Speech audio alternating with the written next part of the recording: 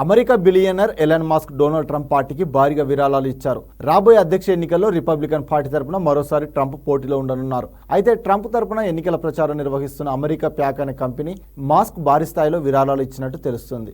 America అధ్యక్ష ఎన్నికల్లో democratic అభ్యర్థిగా పోటీ చేయనున్న బైడెన్ పై మస్క్ ఇటీవల విమర్శలు చేసిన విషయం తెలిసిందే. అయితే ట్రంప్ కోసం పనిచేసే అమెరికా ప్యాక్ సంస్థకు మాస్క్ ఎంత ఇచ్చారన్న విషయం ఇంకా స్పష్టంగా తెలియదు. కానీ ఆ సంస్థ మాత్రం ఈ నెలలోనే డోనర్ల జాబితాను రిలీజ్ చేయనుంది. రిపబ్లిక్ పార్టీ అభ్యర్థిగా వచ్చే వారం డొనాల్డ్ ట్రంప్ను నామినేట్ చేసే అవకాశాలున్నాయి.